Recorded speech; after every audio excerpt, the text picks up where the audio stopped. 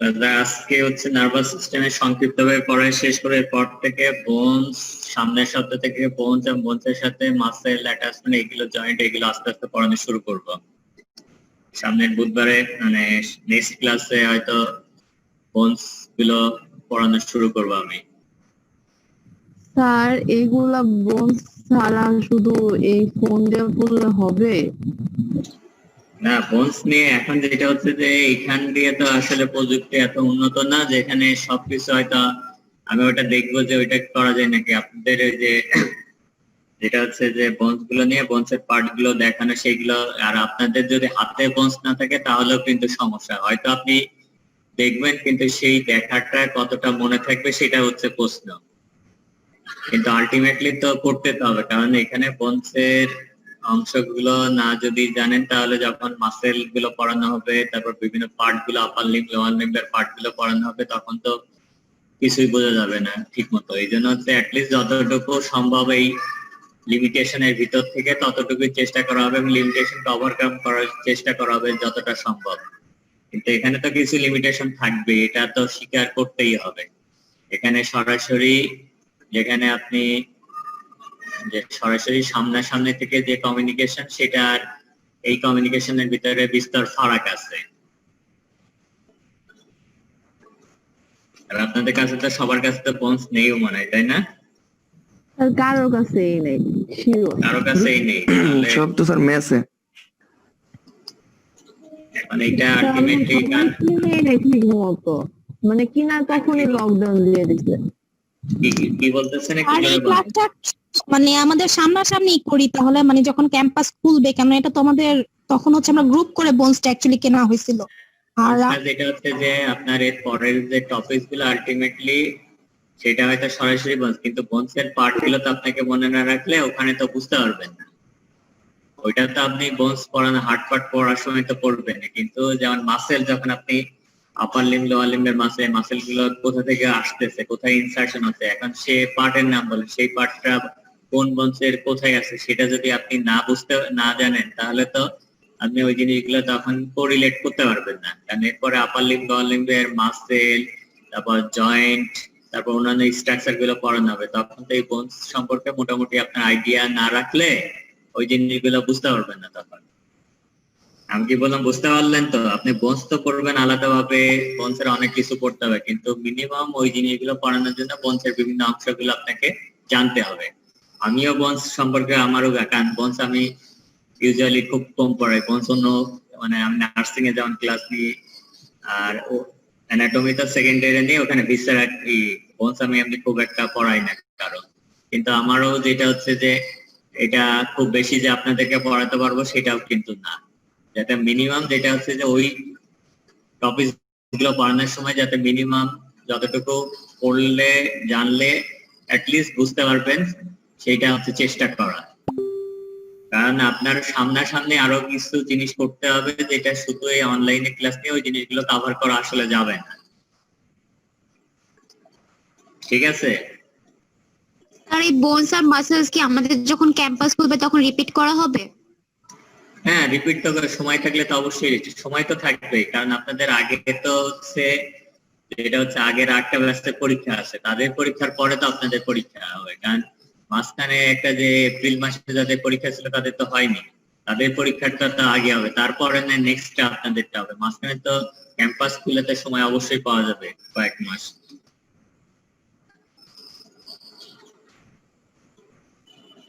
আর এইগুলো নিয়ে এত দুশ্চিন্তার কোনো কিছু নেই, যতটা সম্ভব কভার করার চেষ্টা করা হবে। এখন হয়তো ম্যাক্সিমাম খোলা থাকলে, ক্যাম্পাস খোলা থাকলে যতটা কভার করা আছে হয়তো কম কভার করা হবে, তারপরও চেষ্টা করা হবে ম্যাক্সিমামই যাতে সম্ভব হয়। এখন তাহলে আমরা আজকে শুরু করি যে আজকে খুব বেশি কিছু মানে রিফ্লেক্স আর যে ডার্মাটোমায়োটোমা এটা পড়ানোর পরে আজকে শেষ করবো। যে রিফ্লেক্স এটা পড়ছেন মনে হয় আপনারা কম বেশি, ফিজিওলজিতে পড়ছেন নাকি রিফ্লেক্স?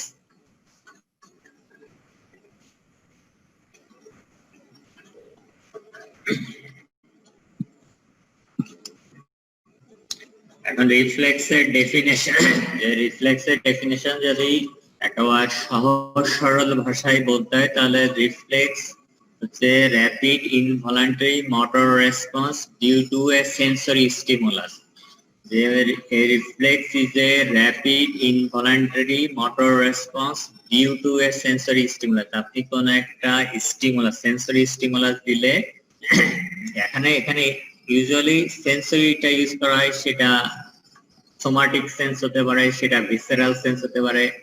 যে আপনি কোন একটা সেন্সরি স্টিমুলাস দিলে সেইটার যে প্রতিক্রিয়া যেটা হবে সেই প্রতিক্রিয়াটা মোটর রেসপন্স হবে। সেটার কারণে মাসেল কন্ট্রাকশন হতে পারে, সেটার কারণে গ্ল্যান্ডের যে সিক্রেশন গুলো বাড়তে পারে, সেটা হচ্ছে রিফ্লেক্স। এখন রিফ্লেক্স এর যে ক্লাসিফাই বিভিন্ন ভাবে ক্লাসিফাই, এখানে একেবারে বলা হয় যে সিম্পলিফাইড যে ক্লাসিফিকেশনটা রিফ্লেক্স গুলা ডেভেলপমেন্টালি, যেটা হচ্ছে যে কিছু কিছু রিফ্লেক্স আছে বাচ্চা যখন মায়ের গর্ভে থাকে তখন সেটা ডেভেলপ করে, বাচ্চা যখন ডেলিভারি করে সেই রিফ্লেক্স গুলো তখন সে প্রকাশ করতে পারে। যেমন সাকিং রিফ্লেক্স, এটা হচ্ছে জন্মগত রিফ্লেক্স গুলো। আবার অ্যাকোয়ার্ড রিফ্লেক্স যেটা লার্ন রিফ্লেক্স, যেটা জন্মের পরে বিভিন্ন সময়ে বিভিন্ন ভাবে যে পরিবেশের বিভিন্ন চেঞ্জের কারণে, অ্যাক্টিভিটির কারণে, যে মানুষ প্রতিনিয়ত বিভিন্ন যে জিনিসগুলো শিখতেছে বেঁচে থাকার জন্য,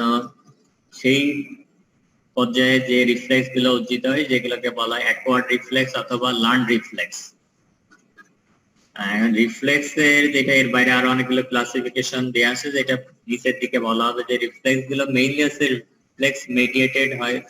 রিফ্লেক্স এর জন্য একটা পাথ হয়ে থাকে যেটাকে বলে রিফ্লেক্স আর্ক, এবং এই পাথওয়ের ভিতরে মেইনলি এখানে পেরিফেরাল নার্ভ, যেখানে সেন্সরি কম্পোনেন্ট থাকে, যেখানে স্পাইনাল কর্ডের ইনভলভমেন্ট থাকে, এবং হচ্ছে যে মোটর নার্ভের ইনভলভমেন্ট থাকে, এবং এখানে involves higher brain centre as well. এখন ব্রেনের যে অংশটা হায়ার সাইকিক ফাংশন যেটাই করে, যেখানে আপনার যে থিঙ্কিং, জাজমেন্ট, তারপর হচ্ছে যে মেমোরি, অনেক কিছু নিয়ন্ত্রিত হয়, সেই অংশটা হচ্ছে যে কম বেশি অনেক ক্ষেত্রে ইনভলভ হচ্ছে। সব রিফ্লেক্সের ক্ষেত্রে হায়ার ব্রেন ফাংশন ইনভলভমেন্ট থাকে না। এখন রিফ্লেক্সের যে ক্লাসিফিকেশনটা এখানে দেওয়া আছে, যে রিফ্লেক্সের ক্লাসিফিকেশনের ভিতরে আছে ডেভেলপমেন্ট। যে ডেভেলপমেন্টের উপর ভিত্তি করে রিফ্লেক্সকে দুইটা ভাগে ভাগ করা হচ্ছে। একটা হচ্ছে ইনেট অথবা ইনবর্ন রিফ্লেক্স বলা হয়, যেগুলো বাচ্চা যখন মায়ের গর্ভে থাকে সেই গর্ভে অবস্থায় সেগুলো ডেভেলপ করে, তারপরে একটা বাচ্চার যখন ডেলিভারি হয় তখন এই যে জিনিসগুলো প্রকাশিত হয়, দেখা যায়, সেগুলো হচ্ছে ইনেট রিফ্লেক্স অথবা ইনবর্ন রিফ্লেক্স বলা হয়, যেটা জেনেটিক্যালি ডিটারমাইন্ড। আর অ্যাকোয়ার্ড রিফ্লেক্স যেটা হচ্ছে বললাম যে পরিবেশ, যে বাচ্চা ডেলিভারি হওয়ার পরে পরিবেশের সাথে যখন সে পরিবেশে বেড়ে উঠবে, পরিবেশের সাথে খাপ খাওয়াতে শুরু করবে, তখন যে রিফ্লেক্স গুলো ডেভেলপ করে সেগুলোকে বলা হয় লার্ন রিফ্লেক্স। তারপর রেসপন্স, যে কোথা থেকে স্টিমুলাসটা যাচ্ছে এবং সেটার এগেইনস্টে কি রিফ্লেক্সিভ অ্যাকশন হচ্ছে সেটার উপর ভিত্তি করে, সেই রেসপন্সের উপর ভিত্তি করে রিফ্লেক্স হচ্ছে দুই ধরনের, একটা হচ্ছে সোমাটিক রিফ্লেক্স আর একটা হচ্ছে ভিসেরাল রিফ্লেক্সেস। সোমাটিক রিফ্লেক্স হচ্ছে কন্ট্রোল স্কেলেটাল মাসেল কন্ট্রাকশন, যেটা নরমালি বেশিরভাগ ক্ষেত্রে মানুষ যে রিফ্লেক্স গুলো নিয়ে খুব বেশি বলা হয় যে ডিসকাস করে বিভিন্ন ক্ষেত্রে, যে রিফ্লেক্স গুলো বিভিন্ন রোগের কারণে, বিভিন্ন কন্ডিশনের কারণে রিফ্লেক্স গুলো এফেক্টেড হয়, সেগুলো হচ্ছে সোমাটিক রিফ্লেক্সেস। যে আপনি কোন একটা স্টিমুলাস দিলেন, স্টিমুলাসের এগেইনস্টে আপনি পেরিফেরিতে কোন একটা পেইন স্টিমুলাস দিলেন, অথবা কোন একটা সেন্সেশনের স্টিমুলাস, সেটা টেম্পারেচার হতে পারে, তারপর টাচ হতে পারে, প্রেসার হতে পারে, ভাইব্রেশন হতে পারে, সেটার কারণে দেখা যাচ্ছে সেটার যে মোটর রেসপন্স আছে সেটার কারণে মাসেল গুলো কন্ট্রাকশন করবে। যেমন যে আপনি রিফ্লেক্স গুলো দেখছেন কিনা, যে কারো যদি কোনো নিউরোলজিক্যাল ডিজিজ হয় অথবা মাসেলের কোনো অ্যাবনর্মালিটি হয়, তখন রিফ্লেক্স টেস্ট করা হয়, যে আপার লিম্বের যে মাসেল গুলো আছে সেটা রিফ্লেক্স দেখা হয়, লোয়ার লিম্বের মাসেলের রিফ্লেক্স দেখা হয়, অ্যাবডোমিনাল রিফ্লেক্স গুলো দেখা হয়, তারপর যেমন চোখের কর্নিয়াল রিফ্লেক্স দেখায়। তারপর হচ্ছে আপনার প্রিমাস্টারিক রিফ্লেক্স, যে জেনিটাল অর্গানের যে স্ক্রোটামে যেটা থাকে সেখানে রিফ্লেক্স দেখা হয়। তারপর আবার অ্যানাল ক্যানালে যে অ্যানাল রিফ্লেক্স দেখায়, বিভিন্ন ধরনের রিফ্লেক্স গুলো দেখা হয়।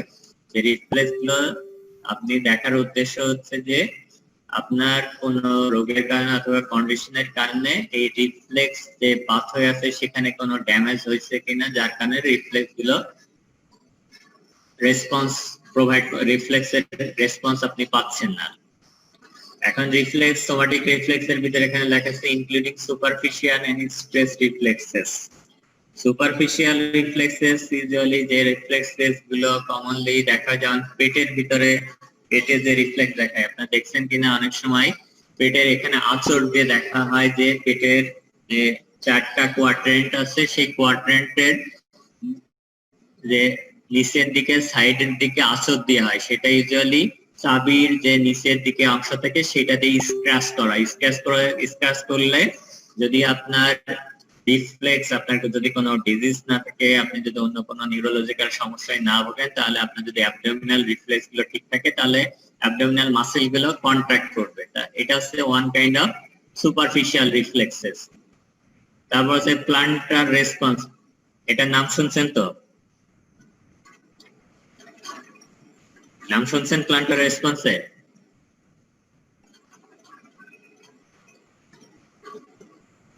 আপনারা কি আমার কথা শুনতে পাচ্ছেন? না স্যার, শুনি নাই। শুনেননি? মানে প্লান্টার রেসপন্স শুনেননি? রিফ্লেক্সের নাম শুনছেন? জি স্যার, রিফ্লেক্স শুনেছি কিন্তু প্লান্টার রিফ্লেক্স শুনি। ওইটা একই জিনিস। প্লান্টার রেসপন্স মানে প্লান্টার যে রেসপন্সটা সেটা ফ্লেক্সর হতে পারে অথবা এক্সটেন্সর। নরমালি যে আপনার যে এটা হচ্ছে সুপারফিশিয়াল রিফ্লেক্স বলে, যে এটা দিয়ে পায়ের যে গোড়ালির ল্যাটারাল সাইড থেকে স্ক্র্যাচিং করে সামনের দিকে একের আঙ্গুল পর্যন্ত নিয়ে আসা হয়। যদি কারো নরমালি যে তার কোনো নিউরোলজিক্যাল ডিজিজ না থাকে, নিউরোলজিক্যাল কোনো অ্যাবনরমালিটি না থাকে, তাহলে তার এই রিফ্লেক্সটা প্রেজেন্ট থাকবে। নরমালি প্লান্টার রেসপন্স যেটা থাকে সেটা হচ্ছে ফ্লেক্সর, তার মানে আপনি যখন স্ক্র্যাচ করবেন পায়ের এই প্লান্টার সারফেসের ল্যাটারাল দিকে, তখন আঙ্গুলগুলো হচ্ছে ফ্লেক্স করবে। এটা হচ্ছে নরমাল মেকানিজম, এটা হচ্ছে নরমাল থাকে মানুষের। এবং এই প্লান্টার রেসপন্সটা এক্সটেন্সর হয়। এক্সটেন্সর হতে পারে যদি আপনার আপার মোটর নিউরনের নাম শুনছেন কিনা, আপার মোটর নিউরন লেশন হয়, আপার মোটর নিউরন যদি লেশন হয় তাহলে প্লান্টার রেসপন্সটা এক্সটেন্সর হয়। তখন হচ্ছে যে ওখানে যে গ্রেড টো আছে সেটা এক্সটেন্ড করবে, আর পায়ের যে অন্যান্য আঙ্গুলগুলো আছে সেগুলো ফ্যানিং আউট হয়ে যে ছড়ায় পড়ে, সেটা বলে এক্সটেন্সর, মানে ওইটা হচ্ছে এক্সটেন্সর রিফ্লেক্স বলে। আর নরমালি থাকে হচ্ছে মানুষের প্লান্টার রেসপন্সটা ফ্লেক্সর রেসপন্স থাকে। আবার একবার ছোট বাচ্চাদের বলা হয় যে 12 মাস থেকে 18 মাস পর্যন্ত অনেক সময় বাচ্চাদের প্লান্টার রেসপন্সটা হচ্ছে এক্সটেন্সর থাকতে পারে, যেটা যেহেতু ওই পর্যায়ে যে তার যে পেরিফেরাল যে নার্ভগুলো সেগুলো মাইলিনেশন কমপ্লিট হয় না, এইটার কারণে অনেক সময় এক্সটেন্সর থাকতে পারে। নরমালি হচ্ছে প্লান্টার রেসপন্স, অ্যাবডোমিনাল রিফ্লেক্সেস, এগুলো হচ্ছে সুপারফিশিয়াল রিফ্লেক্স। আর স্ট্রেস রিফ্লেক্স যেটা বলা হচ্ছে যে আপনার যে মাসেল গুলো যে রেসপন্স করে, মাসেল গুলো যে কন্ট্রাকশন হচ্ছে, যে মাসেল গুলোতে যদি আপনি কোনো স্টিমুলাস দেন মাসেল গুলো তো কন্ট্রাকশন করবে এবং একটা নির্দিষ্ট লেন্থ বরাবর কন্ট্রাকশন করবে, সেইটা হচ্ছে স্ট্রেস রিফ্লেক্স। এবং নরমালি মাসেলের যে রিফ্লেক্স গুলো দেখা হয় সেগুলোকে বলা হয় ডিপ রিফ্লেক্স অথবা ডিটিজেড বলা, ডিপ টেন্ডন জার্ক। এই শব্দটা মনে থাকবে? আরেকবার বলেন। নরমালি মাসেলে যে রিফ্লেক্স গুলো দেখা হয় যে আপনার বিভিন্ন নিউরোলজিক্যাল কন্ডিশন হলে অথবা মাসেলের বিভিন্ন ডিজিজ হলে যে এই রিফ্লেক্স গুলো দেখা হয়, এবং এই রিফ্লেক্স গুলো দেখার জন্য মেইনলি আপার লিম্ব এবং লোয়ার লিম্বে এই রিফ্লেক্স গুলো দেখা হয়। এবং এই রিফ্লেক্সের নাম হচ্ছে, এই রিফ্লেক্স গুলো হচ্ছে ডিপ রিফ্লেক্স বলা হয়। রিফ্লেক্স দুই ধরনের, একটা হচ্ছে সুপারফিশিয়াল রিফ্লেক্স আর একটা হচ্ছে ডিপ রিফ্লেক্স। এখন ডিপ রিফ্লেক্সের এটা আরেকটা নাম হচ্ছে ডিটিজে, ডিপ টেন্ডন জার্ক বলা হয়, ডিপ টেন্ডন জার্ক। এখন আপার লিম্বে যে রিফ্লেক্স গুলো দেখা হয় দেখবেন যে অনেকে একটা হ্যামার নিয়ে ধরে, অনেকে দেখবেন যে তাদের সাথে সবসময় একটা হ্যামার থাকে, যে হ্যামার দিয়ে তারা এই রিফ্লেক্স গুলো দেখে। যে আপার লিম্বে যে রিফ্লেক্স গুলো দেখা হয় এখানে কোন টেন্ডন থাকে, যে এলবোর ফ্লেক্সর সারফেসে কোন টেন্ডন থাকে, এখানে হাত দিলে একটা টেন্ডন পাওয়া যায়। এটা এটা কোন মাসেলের টেন্ডন?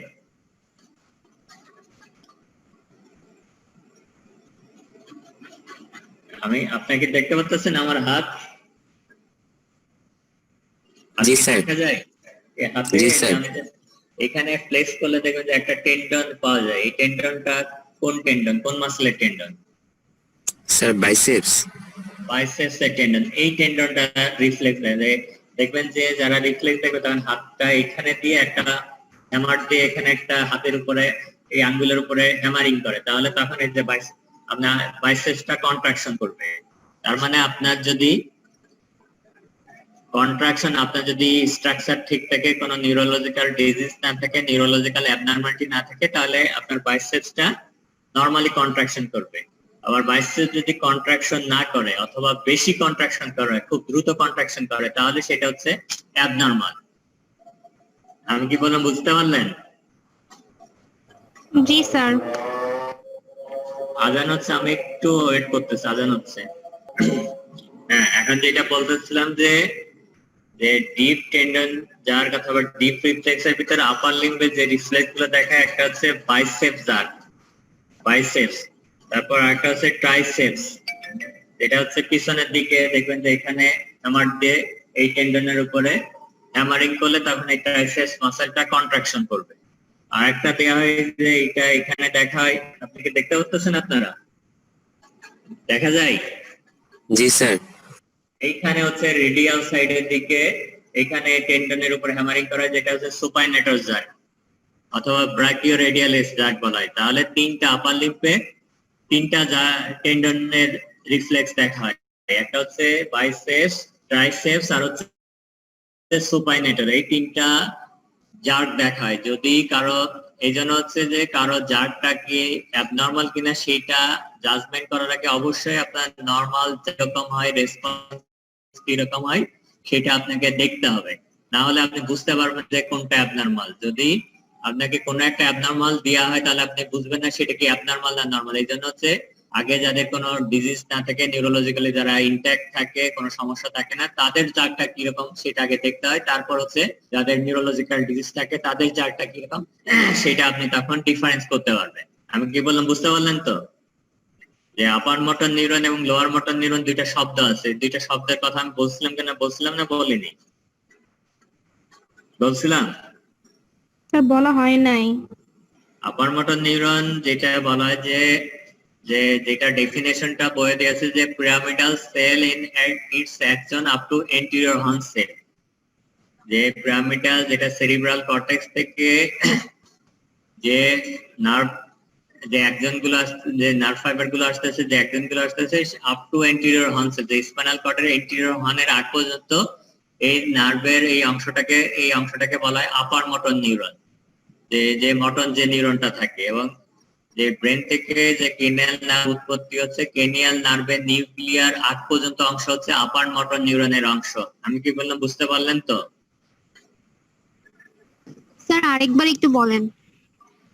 একটা হচ্ছে যে একটা অংশ হচ্ছে যে আপার মোটর নিউরনের উৎপত্তি হচ্ছে আপনার সেরিব্রাম থেকে।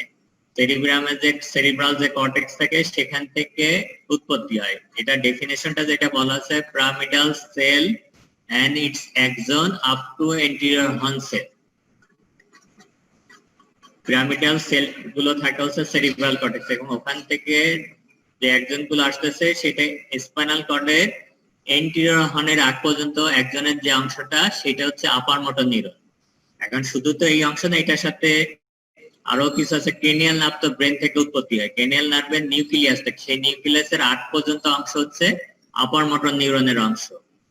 আর লোয়ার মোটর নিউরন হচ্ছে anterior horn cell of the spinal cord and its axon up to effector organ. আমি কি বললাম বোঝা গেল না গেল না? যে স্পাইনাল কর্ডের এন্টিরিয়র হর্ন সেল থাকে, সেইটা থেকে এন্টিরিয়র হর্ন সেল এবং এখান থেকে যে অ্যাকশনটা উৎপত্তি হয়ে ইফেক্টর অর্গানে যাচ্ছে, যেটা মাসেল অথবা টেন্ডনে যাচ্ছে, সে তার আগ পর্যন্ত নার্ভ ফাইবার যতটুকু থাকে সেইটাকে অ্যাকশনটাকে বলা হচ্ছে লোয়ার মোটর নিউরন। আবার ক্রেনিয়াল নার্ভের ক্ষেত্রে বলা হচ্ছে cranial nerve nuclei and its fiber, যেটা হচ্ছে যে is fiber up to supplying the structure, সেটা হচ্ছে lower motor neuron type. Lower motor neuron কি বোঝা গেল না গেল না?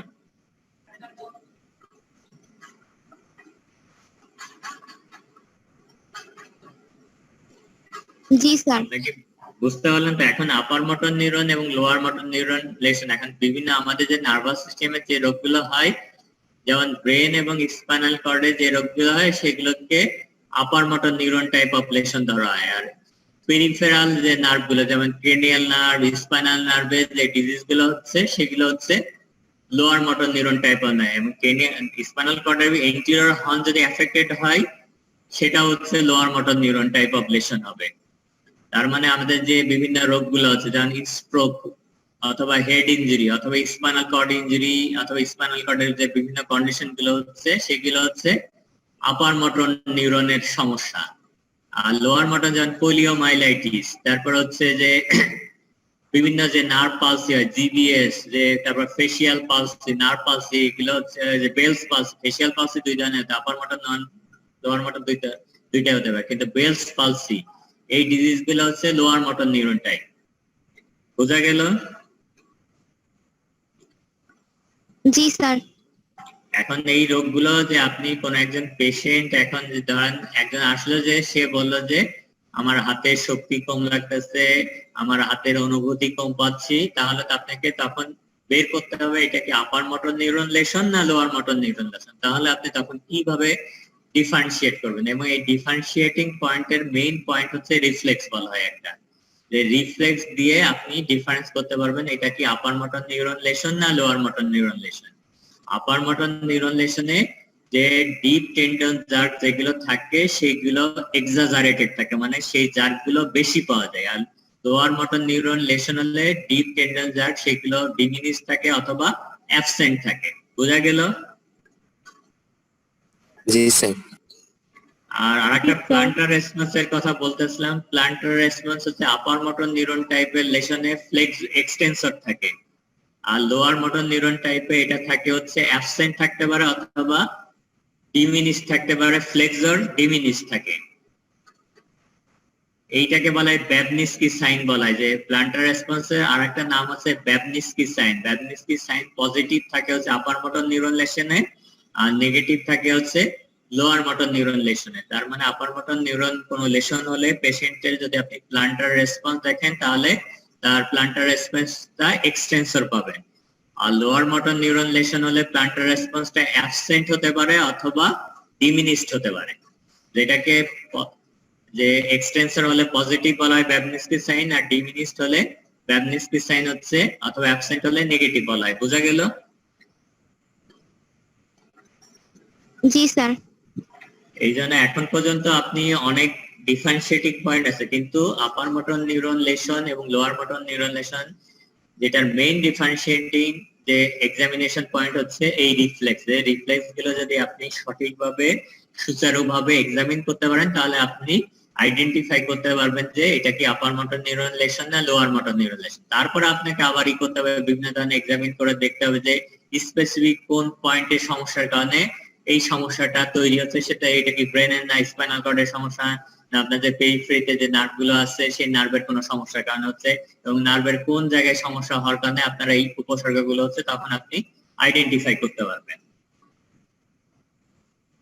তারপর হচ্ছে অটোনমিক রিফ্লেক্স, যেটা ভিসেরাল রিফ্লেক্স, যে control actions of smooth and cardiac muscle, glands and adipose tissue, যেটাতে ভলান্টারি কোনো রেসপন্স থাকে না, ইনভলান্টারি রেসপন্স যেটাতে পাওয়া যায়। তারপর কমপ্লেক্সিটি অফ সার্কিট, যে এই রিফ্লেক্স গুলোতে একটা পাথওয়ের মাধ্যমে কন্ডাক্ট হয়, যেটাকে বলা হয় রিফ্লেক্স আর্ক। এখন এটা যাচ্ছে হচ্ছে সেন্সরি পাথওয়ের মাধ্যমে, তারপর ওখানে স্পাইনাল কর্ডে ওখানে সিনাপস হচ্ছে, সিনাপস হওয়ার পরে তারপরে আবার মোটর পাথওয়ের মাধ্যমে এটা ইফেক্টর অর্গানে আসতেছে এবং ইফেক্টর অর্গানে রেসপন্স হচ্ছে। এখন এখানে যে মনোসাইনাপটিক আর পলিসাইনাপটিক যে সাইনাপসটা সিঙ্গেল সাইনাপস হলে সেগুলোকে বলা হচ্ছে মনোসাইনাপটিক রিফ্লেক্স, আর যদি ওখানে মাল্টিপল সাইনাপস থাকে তাহলে সেটা হচ্ছে পলিসাইন্যাপটিক রিফ্লেক্স বলা হচ্ছে, যে ওখানে যদি একের অধিক মানে কানেকশন হয়, সাইনাপস থাকে, তাহলে সেটা হচ্ছে পলিসাইন্যাপটিক রিফ্লেক্স। আর যদি একটা নিউরনের সাথে সরাসরি আরেকটা নিউরনের কানেকশন হয় তাহলে সেটা হচ্ছে মনোসাইন্যাপটিক। স্পাইনাল কর্ডের মাধ্যমে যে সিনাপস রিফ্লেক্স গুলো সেগুলো বেশিরভাগ ক্ষেত্রে হচ্ছে পলিসাইন্যাপটিক, কারণ মাঝখানে হচ্ছে ইন্টার নিউরন থাকে, যে মোটর এবং সেন্সরি নিউরনের মাঝখানে ইন্টার নিউরন দিয়ে সিনাপস হয়। তারপরে এই রিফ্লেক্স গুলো প্রসেসিং হচ্ছে কোথায় সেটার উপর ভিত্তি করে স্পাইনাল রিফ্লেক্স, এই রিফ্লেক্স গুলো প্রসেসিং স্পাইনাল কর্ডে হয়। আর ক্রেনিয়াল রিফ্লেক্স, বিশেষত ক্রেনিয়াল নার্ভের যে স্ট্রাকচার গুলোকে সাপ্লাই দেয় সেখানে যে রিফ্লেক্স গুলো মেডিয়েটেড হয় সেগুলো প্রসেসিং হয় হচ্ছে ব্রেনে।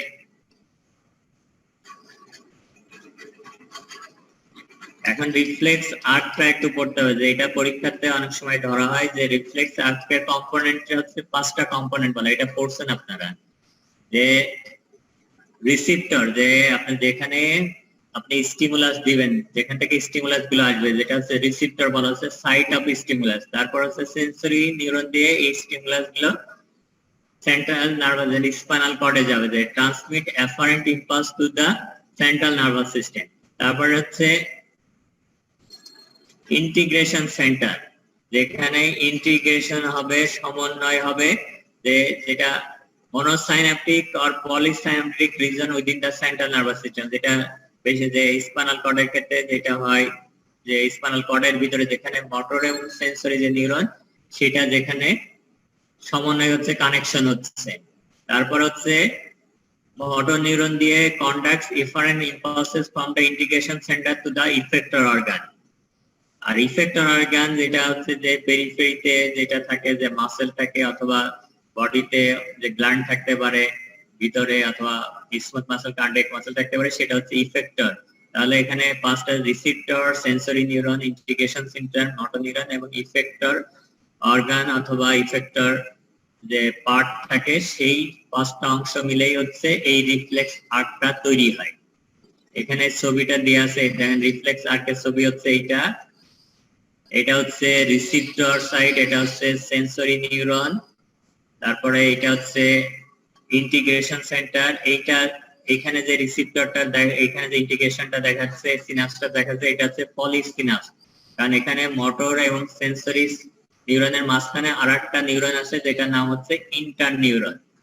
এবং এই মোটর নিউরন আরেকটা হচ্ছে লাস্ট পার্ট হচ্ছে ইফেক্টর অর্গান, যেটা হচ্ছে মাসেল, গ্ল্যান্ডস, এগুলো হচ্ছে ইফেক্টর।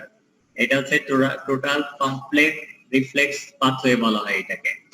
এখন যদি কারো যদি রিফ্লেক্স মেকানিজমের কোনো যদি সমস্যা থাকে, ধরেন আপনি কোনো একজন পেশেন্টের রিফ্লেক্স আপনি পাচ্ছেন না অথবা রিফ্লেক্স এক্সাজারেটেড, তাহলে আপনাকে আইডেন্টিফাই করতে হবে যে এই পাথওয়ের কোথায় কোনো সমস্যা আছে, যেটা ট্রমার কারণে হতে পারে, আবার নন ট্রমাটিক বিভিন্ন কারণেও এই রিফ্লেক্স মেকানিজম এফেক্টেড হতে পারে। যেমন আমাদের কোনো সময় হয়তো কারো এখানে আঘাতপ্রাপ্তর কারণে দেখা গেল যে তার এই রিফ্লেক্স এর পাথওয়ের কোনো একটা অংশ ড্যামেজ হয়ে গেছে, তাহলে আপনি রেসপন্সটা পাবেন না।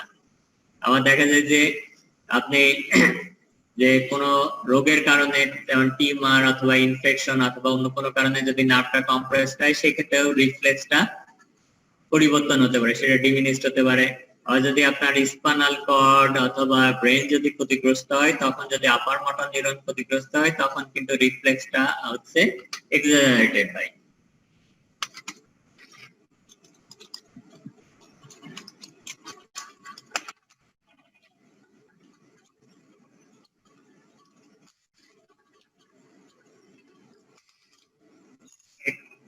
অপেক্ষা আমার এই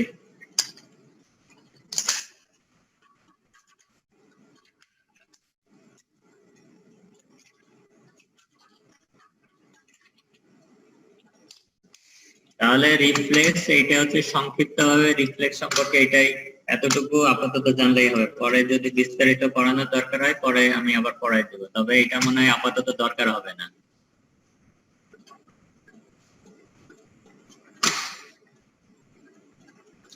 এখন রিফ্লেক্স সম্পর্কে কারো কোনো কোশ্চেন আছে কিনা বলেন।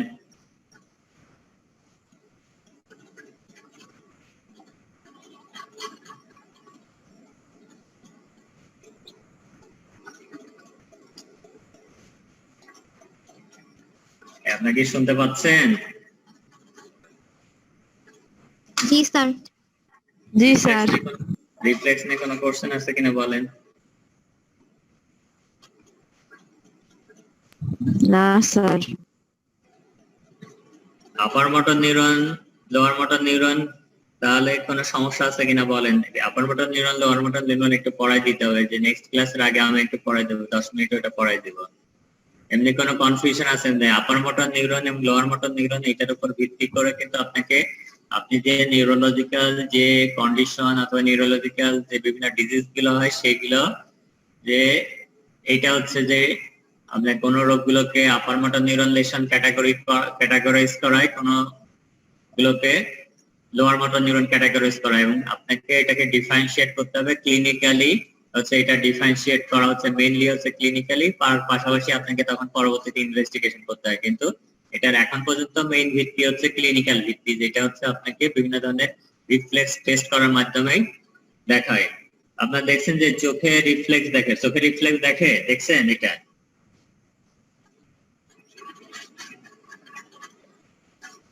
চোখে রিফ্লেক্স দেখছেন কোন সময়? আপনার চোখে যদি কোনো ময়লা পড়ে আপনার চোখ কি করে?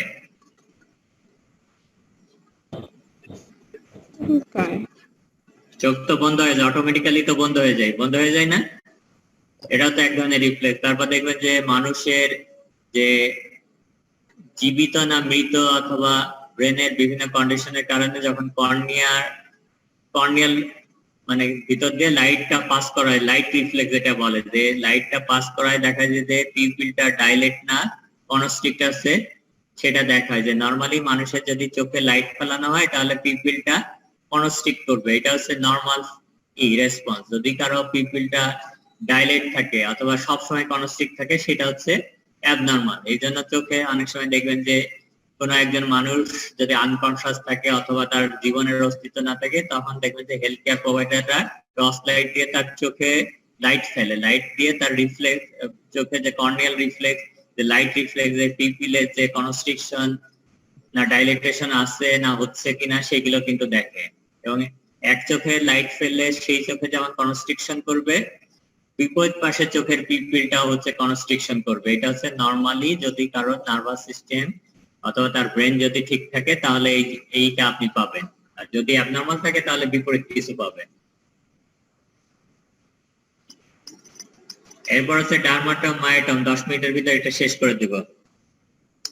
ডার্মাটম এবং মায়োটম এই দুইটা শব্দের কথা আমি আগে বলছিলাম মনে হয়। ডার্মাটম এবং মায়োটম, যে ডার্মা যেটা স্কিনের সাথে সম্পর্কিত আর মায়ো মানে মাসেলের সাথে সম্পর্কিত।